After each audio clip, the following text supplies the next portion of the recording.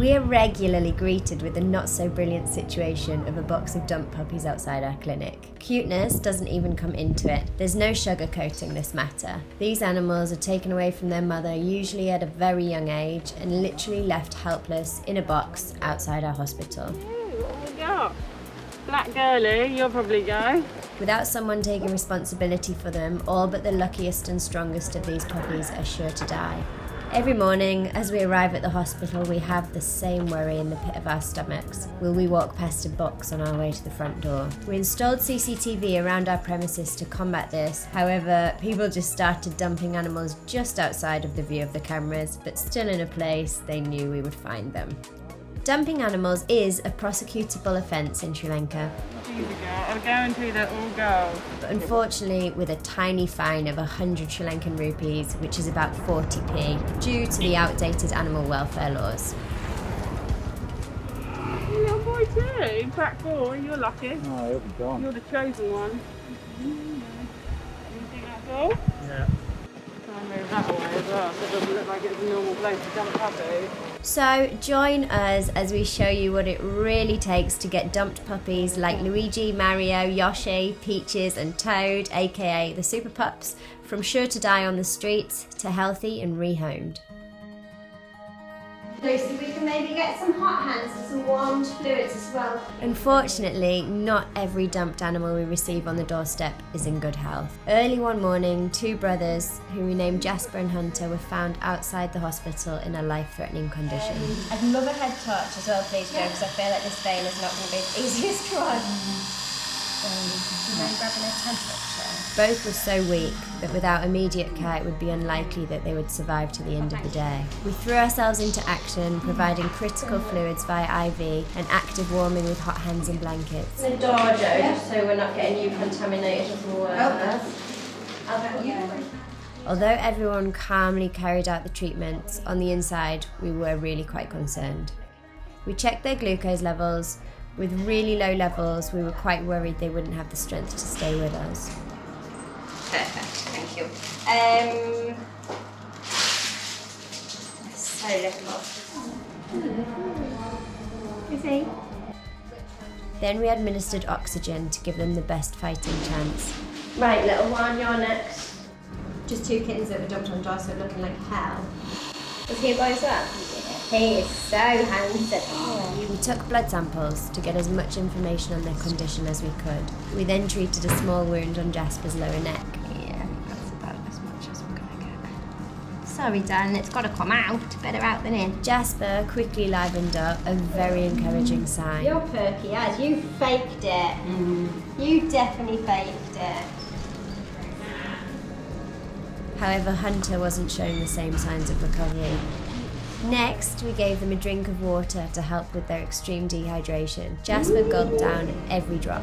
Is it nice? A bit thirsty. Despite our best efforts and hopes that he had made it to us just in time, Hunter sadly passed away. Moments like this of conflicting emotions are hard to handle. We were heartbroken that Hunter didn't pull through, but also immensely relieved that Jasper had responded well to our efforts. We took Jasper to a kennel to continue his care, an isolation kennel for reasons we'll explore later in the episode. In the last 2 months alone, we've picked up almost 30 dumped puppies and kittens from the streets around the hospital. They dumped on our doorstep this morning. The Jonas Brothers, the Super Pups, Jasper and Hunter, the Fantastic Pups and Mushy, just to name a few. These are litters of otherwise healthy puppies and kittens, and this is where we feel the drain on our resources due to irresponsible human behaviour. WECare exists to help the litany of serious health issues that Sri Lankan street dogs and cats face, not to act as a shelter and adoption centre for healthy animals. If you've been following us on our other social channels, you will know that there is a never-ending stream of street animals with severe conditions that desperately need the veterinary care we can provide. Animals with mange, tick fever, TBTs, infectious disease, a huge range of injuries from monkey bites to tumours to extreme RTA cases, and a whole host of other issues. Your camera. Here's an example of how our time and your donations are better spent. Our team goes out as often as we can to collect dogs that the local community have reported to us as in dire need of veterinary care. I need this one, guys. When we say collect dogs, we make it sound easy, but it really is not. It's okay. For starters, it takes a lot of patience and well-deployed cheese triangles. This dog was limping and had a large open wound on the top of his head. Did we say some? We meant a lot of cheese. It's okay, Bubba. Our local team has honed their skills after years of practice. Needless to say, don't try this at home.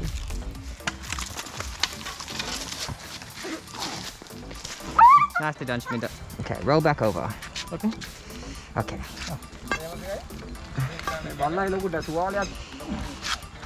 Nicely done, Shminda. Very well done. Hey, bud. Hello. No biting. Come on, Bubba. Okay. Gonna have to do it like this, honey. You ready? And there we go.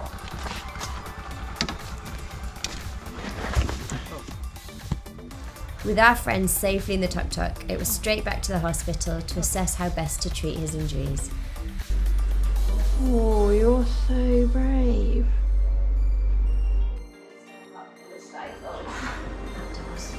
Yeah, rock and roll, baby.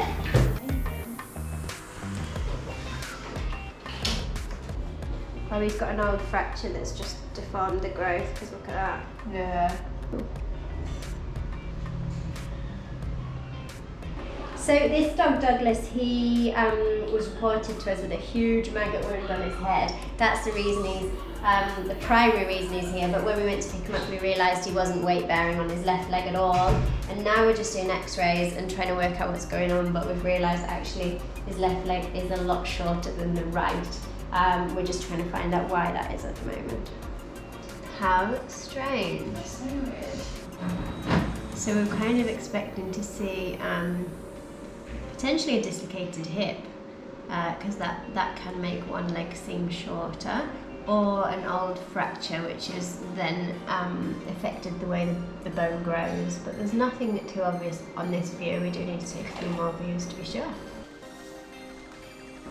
Actually, it doesn't look that much shorter there. No. But they are. You can feel it, you can see it. Very peculiar. Despite the fact that his limb was visibly shorter, the x-ray showed that he didn't have any injuries or deformities. So we concluded that he most likely had a chronic soft tissue injury which had caused muscle contracture as he had been limping and holding up his leg for so long. So what might happen is we might get an abscess down here that's going to burst out. Oh, for the maggots. We then got to work removing any maggots from his ears and wound, followed by a thorough cleaning. We painlessly cut the dead skin away from the wound to ensure new healthy skin formation as he heals.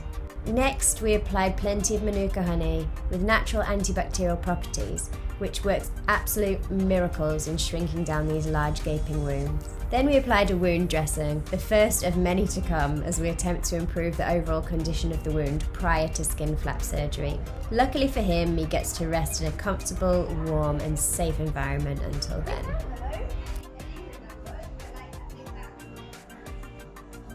As you can see, we have our hands full.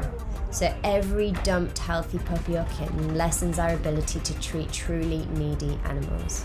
We're just putting a pop-up in consult in the hope that we'll get this puppy out of the clinic today, because it's like doesn't need to be in hospital. Each one takes a physical space in our hospital, time of our vets, nurses, care assistants, reception and cleaning staff, medical supplies, and of course it takes money away from animals that genuinely need it. But it doesn't just happen to us. Hello guys. Did they get a bug? Yeah, Yeah, they do smell it. So basically these guys were dumped just next to our house, especially around this time. It's been raining a lot, etc. So we came across them. It's also a spot where we've normally seen in the past, like some puppies get dumped there or there's a few running around there, so it's just become a spot. I think, for where people think they can kind of dump some puppies, unfortunately.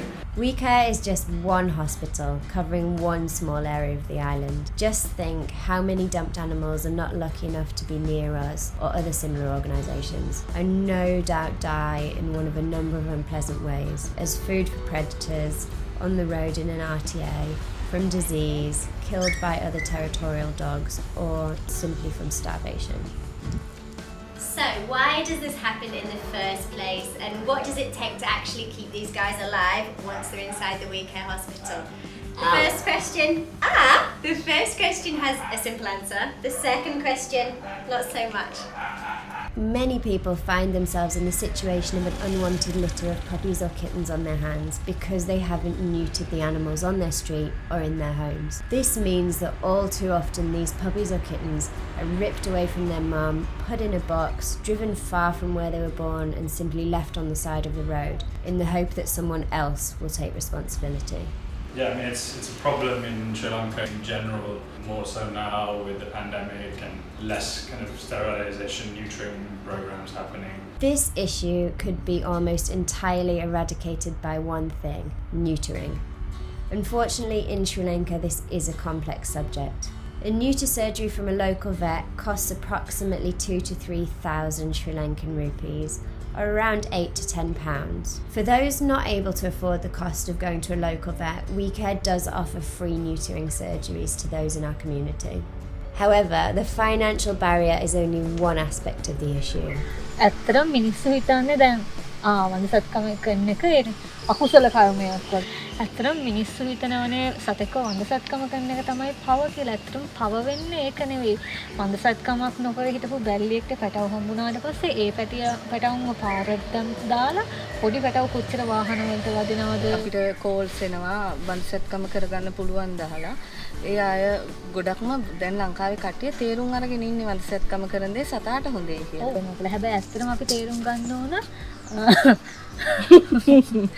බල්ලෝ වෙනයි මිනිස්සු වෙනයි. ඒකට බල්ලෝ කියන්නේ මිනිස්සු ගොඩක් වෙලා හිටනවානේ සතෙක්ට වඳසත්කම කරොත් එහෙම ඒ මිනිස්සුන්ට ලබනාත්මදී දරුවෝ හම්බෙන එකක් නෑ කියලා. හැබැයි ප්‍රශ්නේ කියන්නේ මිනිස්සුන්ට දරුවෙක් හම්බෙනවා කියන්නේ සතෙක් බැල්ලියෙක්ට පැටව හම්බුනවා කොච්චරක් ඒ සතු පාරවල් දාලා යනවද නේ? ඒකට මිනිස්සු කරන්නේ සතාව එලවල දාන එකනේ. ඒකට ප්‍රතිකාරයක් කරන්නේ නෑනේ. සතෙක්ව ඉන්නකම් සතාව වඳසත්කම කරන එක මහ පවක් කියලා කියනවනේ. ඒ නමුත් ලෙඩක් ආවම බෙහෙත් කරන්න කැමතිත් නෑනේ සල්ලි දීලා.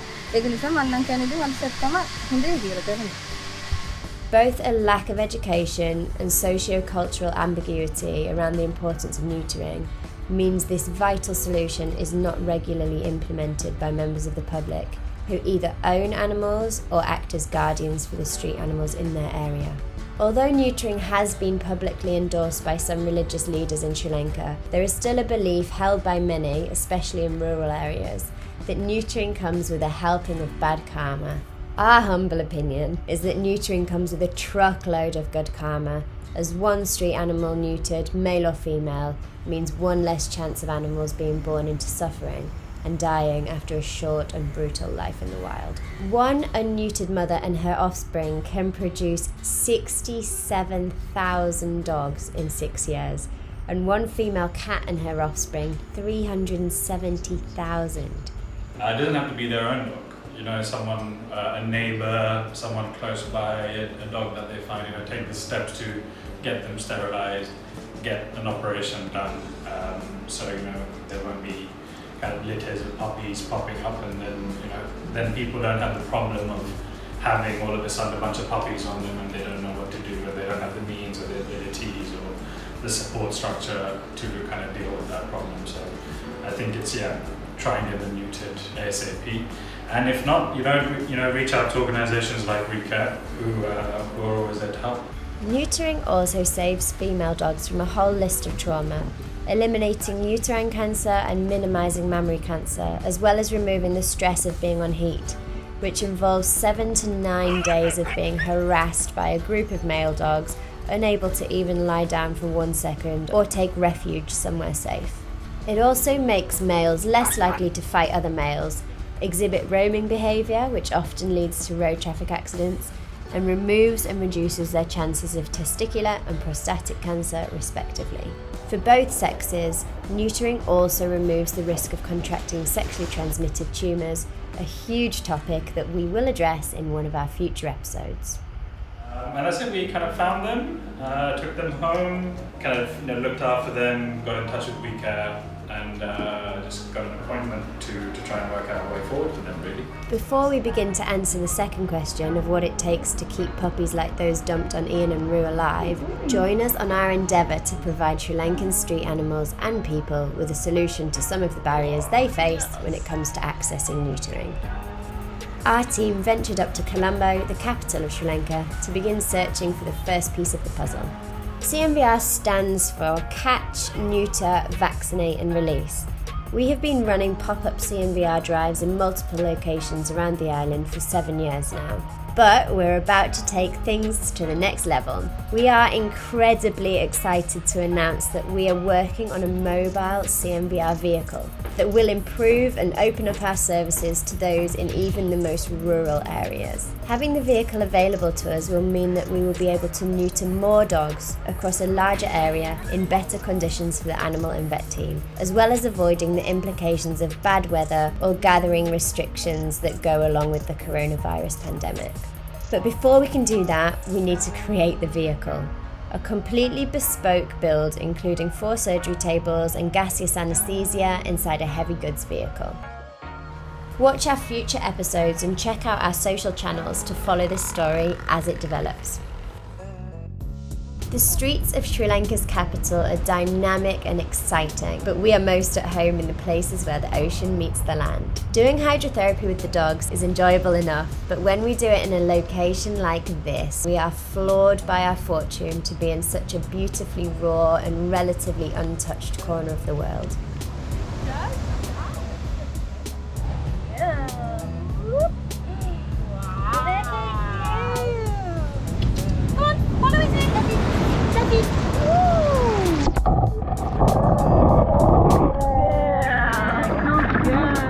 We regularly admit animals into hospital who face challenges with walking. This is often due to their limbs or spines being traumatically damaged in unpleasant accidents. Sri Lankan street dogs are incredibly resilient and adaptable, so we don't write them off in these cases. We know from experience that they can bounce right back to full mobility. However, they do sometimes need a helping hand.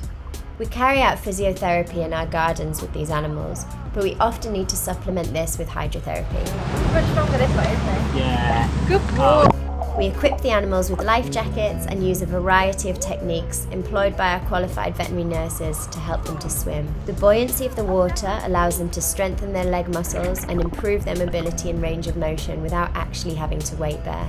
And what's better is the animals absolutely love it. One aspect of being a wild population of street dogs roaming free on such a stunning tropical island is that no one is really keeping track of what you're up to. We are very excited to be working with Battersea Dogs Home to start a microchipping program, the first in the southern province of Sri Lanka. So, this is really important. The first thing you do with every single chip before you implant it is you scan it, and you have to make sure that that number matches that number. Really, really, really important, because sometimes you'll put it in and it'll be the wrong number, it won't match. Right. And then that makes you think, were they already chipped? Okay. Or, you know, have I just put in an extra chip, I've got the wrong chip? So what you do is you lift the scruff of the neck like this. You want to go in at the base of the scruff, Yeah. all the way With the in. groove at the top. Yeah, and then you press the gun, Yeah. and then I can feel the microchips come out between my fingers. Yeah. Then what I do is I keep it in between my fingers Yeah. and then remove that. Cool. And then the chips in between my fingers there. Then, the most important thing is, you want to scan to check it works. There we go. So that's his number. And so that'll be with him for life.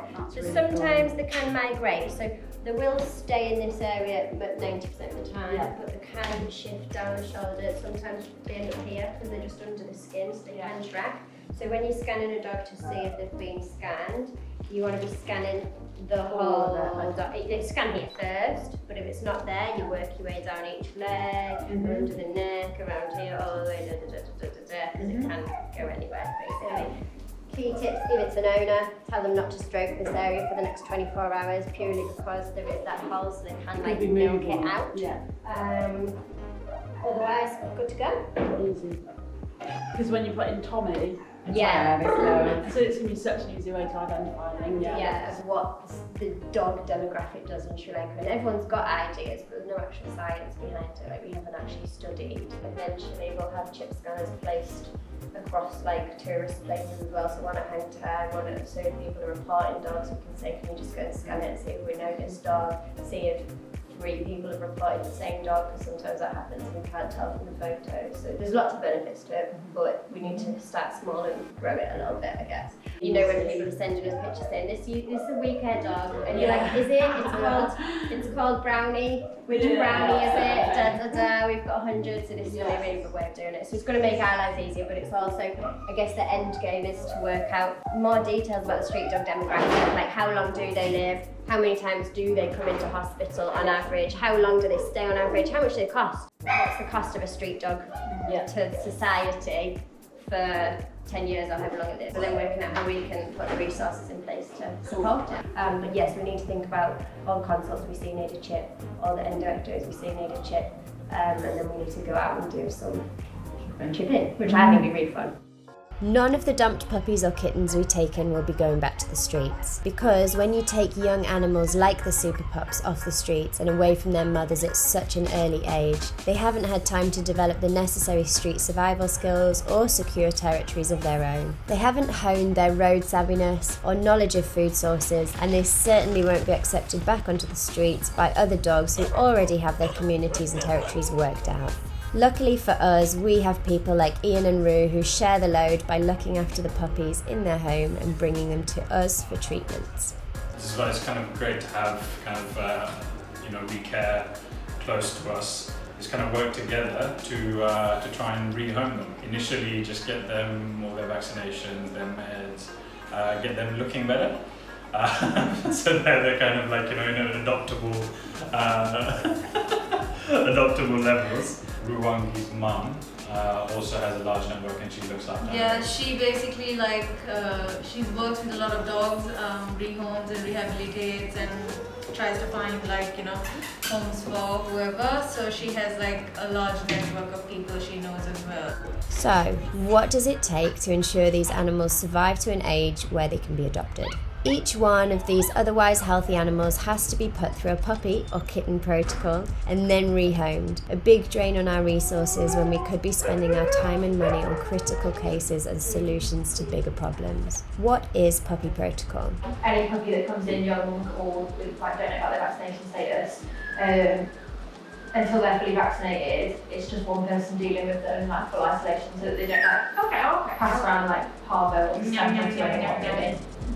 Puppies and kittens under the age of 1 are extra susceptible to a whole bunch of diseases. With puppies, we're thinking of things like parvovirus, distemper, leptospirosis. Kittens, we're more thinking down the cat flu and panleukopenia lines. Here in Sri Lanka, we also obviously need to think about rabies all the time. It is endemic here and it's something we always need to consider whenever we're bringing any animal into the hospital. Bringing an unvaccinated animal into the hospital not only puts that animal at risk of catching something, but it also means that they could give something to our patients who are already here. So the isolation protocol that follows usually brings with it a whole heap of implications in order for us to keep everyone, patients and staff, nice and safe.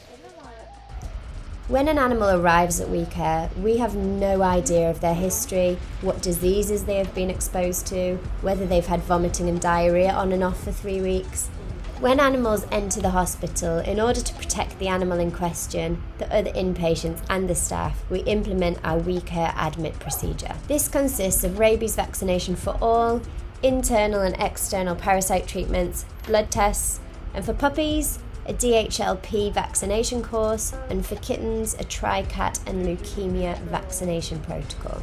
Depending on the age of the puppy or kitten, this can mean an isolation period of anywhere from 3 to 7 weeks, and occasionally more. During this entire period, we allocate 1 staff member per litter to reduce the risk of transmission in the hospital. This staff member must wear protective gloves, shoes and an apron every time they feed or touch the animals or clean their kennel, and that staff member cannot interact with any other unvaccinated animal for the entire day. I know, it's not nice. The staff weigh them and wash their bedding in a special isolation hot wash every day and feed the puppies or kittens 3 times a day. On top of that, consider the added stress and worry that our staff feel over the potential spread of these diseases through the hospital, which has the possibility of causing a domino effect of fatalities. However much disruption this causes, these protocols do save lives. To round it all off, after a successful isolation and vaccination period, we have healthy animals on our hands that we continue to care for and work hard to get adopted. Often those who came to us as healthy, dumped puppies have now grown to the point where they are less cute and adoptable. So now you can see what a huge help Ian and Rue offer by keeping the puppies at home in between visits for treatments. They sleep in one ball. ball. Oh.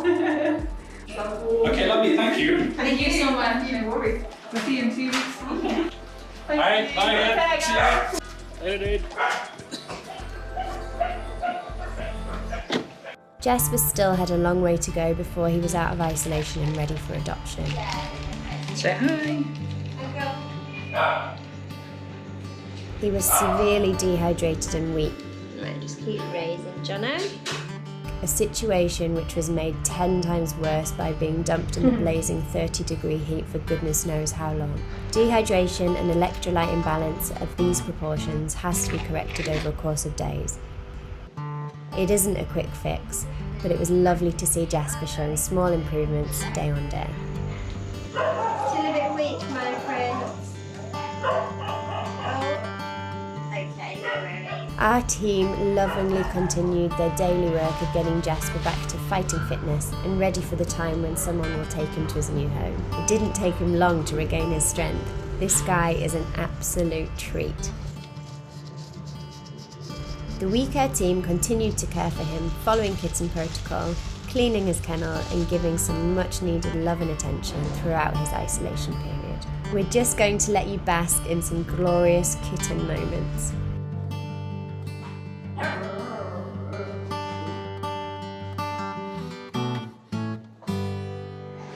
Good boy. Okay. Oh dear. Oh, Jasper. It's okay, it's make your skin feel better. Good boy. See, that's good. I was like, oh, actually, that is okay. After that kitten therapy, we come back to Douglas, and we warn you, this one is on the graphic side.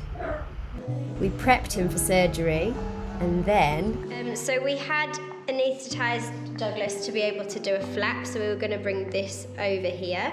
And then what I found was a tiny little spot, like the size of this, that was like yellow coloured. So I thought I'll just pop it, and then all this pus has come out, and what we've found inside is a dead maggot. So basically what's happened is the maggots died when we've done the treatment, and then the body's reacted by creating a big abscess around it, which actually wasn't visible because it was just in such a saggy bit of skin. Normally you would see it bulging up, but we couldn't see it on him, so it's kind of evaded us. So we're obviously not going to do the surgery. We're just going to give this a really, really, really good flush, make sure we get all the pus out, and probably go back to surgery in a few weeks' time. As a street dog on the more independent side of the scale, Douglas was a little hesitant about being handled all the time and being told what to do. This made dressing his wounds a little bit trickier than normal.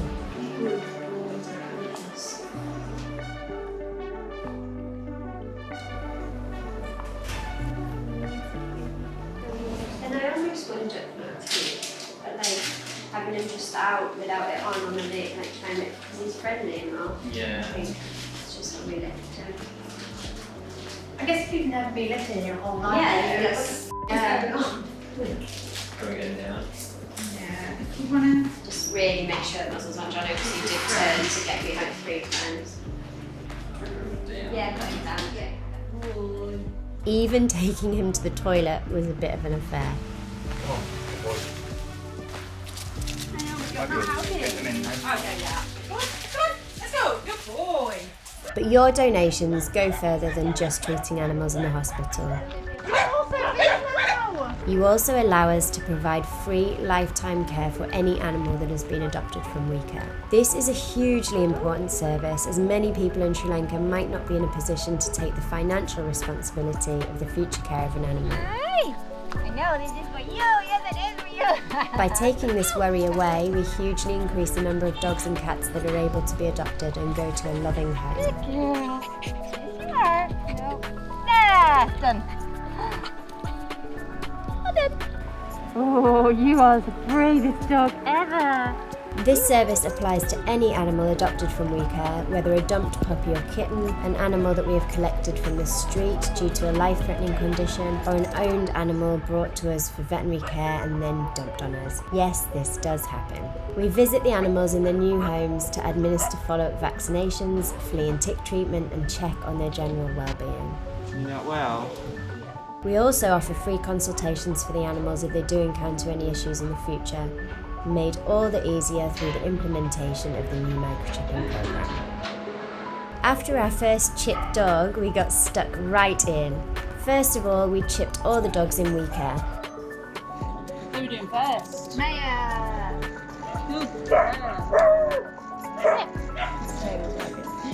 Some of whom you'll recognise if you follow our other social media channels. Yay! You could have no time. Good boy, that's it. Be a good girl!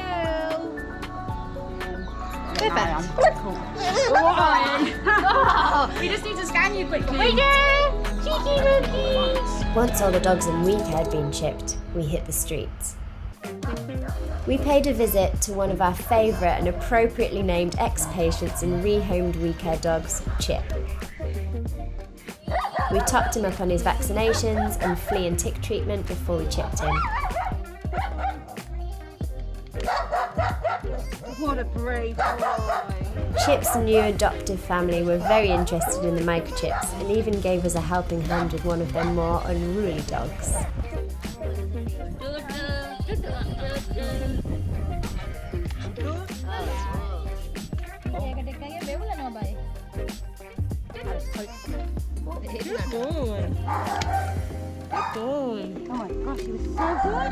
After chipping the rest of their roaming dogs, we moved on to find some street dogs who we'd had on our radar for a while. Contrary to what we expected from hardened street dogs, these guys were a little less brave than Chip and his friends.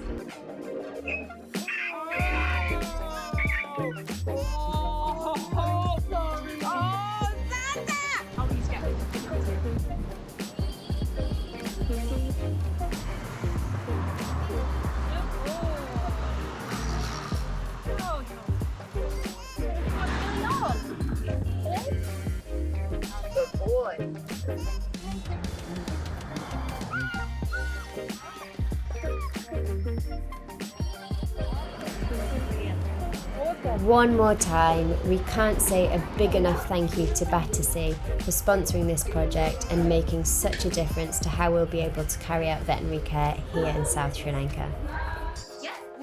Make sure you watch our future episodes to see the exciting next steps of the microchipping program.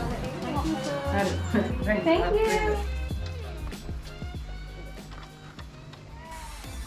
After lots of treatment for his abscess, lots of rest, Douglas loves a snooze, food, cleaning his wounds and regular dressing changes, he was ready for surgery to close the wound. It looks amazing. Yeah, it's so much smaller. It was about like this big before. For me, I was thinking I'd come this way, but actually when I'm assessing, it's going to be way easier to come, like kind of follow it with fibres in a sense. That just doesn't feel like it's going to come as well. There's some tension there, whereas here we've got just heaps, and basically use that as a template for how much skin we're going to have. So there are times when I would place tacking sutures in this layer, but it's really rare. Yeah, we're getting a lot of motion there, but not so much there.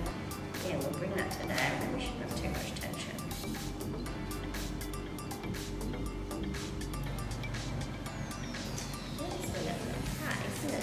So with Douglas, we did what we call an advancement flap, which is basically taking skin from another area and pulling it forward to cover the wound or the deficit. His has come together quite nicely, and we've been able to keep his ear looking nice because I was a bit concerned that that would be deformed. So all being well, if we don't get any wound breakdown, there is always the possibility of that. We should be able to remove these sutures in 2 weeks and get him back to the street. Young Jasper finally made it through his kitten protocol period, much to the delight of everyone at the clinic.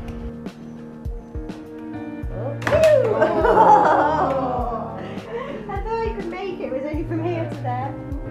You're getting stronger. To ensure he was well socialised and had some friends to play with, we put him in a shared kennel with a few of the other kittens and puppies at WECare. All that remains now is for a suitable person to walk through the door and adopt him. Of course, with a boy this handsome, we are sure it won't be long.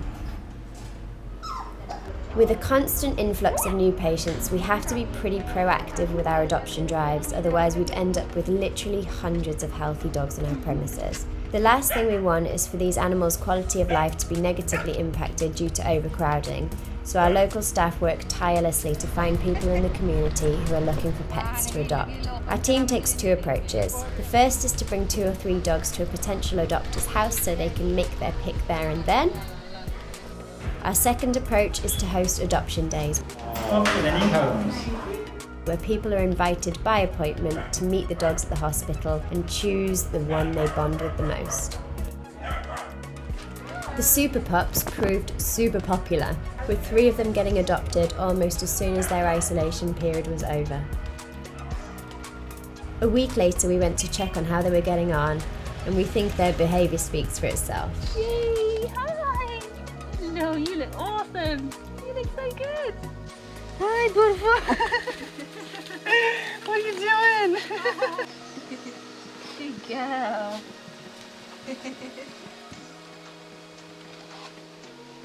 Good job. Mario and Luigi have it pretty good as well.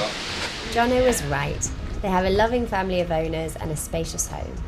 The cage is open always. Oh yeah. If they want to like the chicken rest, they can come to the cage. Otherwise, it's always open. Good. They are not in the cage. You're so funny.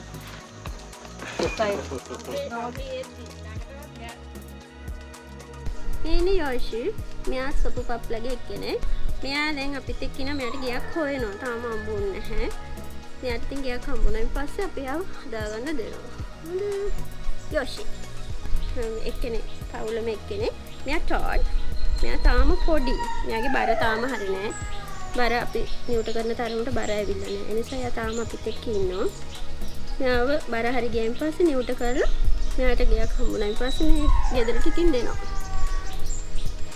If you want to follow the continuation of their story, check out our other social channels for daily updates. After a long stay with us, Douglas was fully healed and ready to go back to his home to carry on living that good street dog life, free to roam away from pesky members of the WECare team picking him up all the time.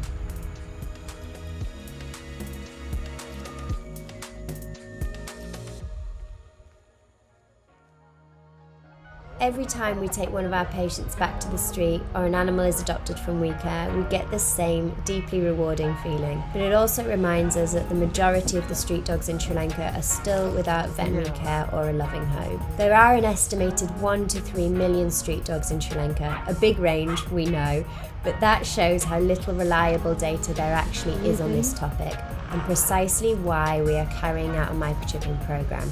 In subsequent studies, we want to know everything there is to know about the population we work with every day. And we will say it again, neutering is the best way of combating the issue. And that brings us neatly to a very exciting announcement. After 18 months of skeleton staff, very little supplies and near total exhaustion, we are back where we are really needed, which is in the community, neutering dogs. So, welcome to our CNVR programme. We are hoping that throughout the month of November we will be able to neuter over 1,000 dogs. in 22 days. We have been quite ambitious with this, but we feel as though because we haven't done very much outreach over the last 18 months due to COVID restrictions, this is where we really need to be putting our efforts at the moment. We will be dedicating a whole episode to this in future, so make sure you stay tuned in order not to miss any of the action. For now, just hit like on this video, subscribe, and make sure you turn on those notifications so you don't miss any of this. And we will see you soon.